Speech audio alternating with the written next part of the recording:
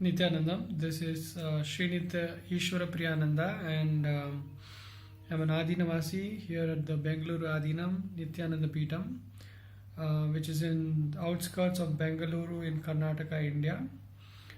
Thanks for tuning in.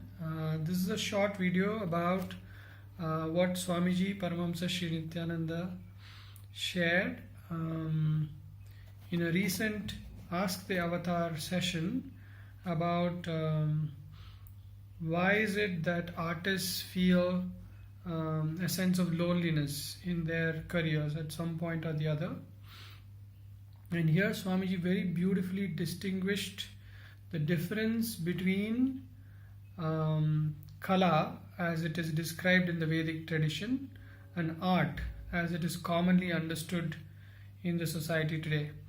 And what he shared was artists typically, given their talent, are constantly in the search for acknowledgement and recognition from their peers, from the society, and so on, and the larger media glorification and stuff like that.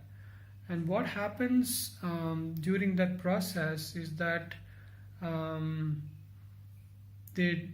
they are always in a mode where they are seeking attention and demanding a lot from the outside, from the external world, from outside their system.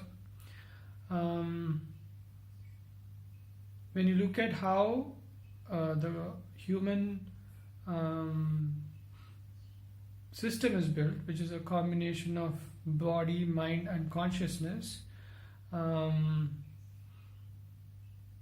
so the awareness of what consciousness is and what it does is what is missing in this whole game. This is how I understand what Swamiji shared the other day, because he said kala in the Vedic tradition is about infusing life. It's about infusing consciousness into anything that you're working with. For example, when you infuse life into stone, it becomes sculpture. When you, for example, the art piece at the back, right? There is life that has been infused into a wooden piece, and that becomes art. When you infuse consciousness into your movements, it is dance. When you infuse consciousness and life into paper, it is painting. So that aspect, that we are the life givers, right? It is the source is coming from me.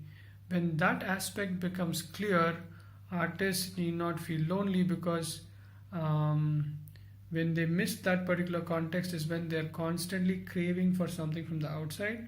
And even when they get it, and even if they experience it a few times, they know that that does not fulfill them. And it becomes what Swamiji usually has called it earlier as the depression of success. So understanding the logi of consciousness, whether you're an artist, whether you're a scientist, becomes the most critical. And Swamiji is the only person that I know of, that I've come across, whom a lot of people I've come across have said that has made it so user-friendly to get the logi of consciousness, the logic of consciousness. And that's the one that fits on us as human beings. We might try different dresses, but we know when the dress fits.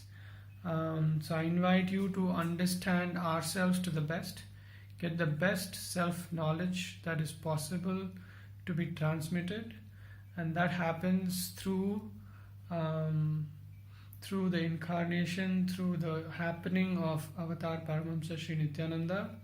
So I invite you to follow his teachings on YouTube, Twitter, Facebook, Instagram. He's on these social media channels.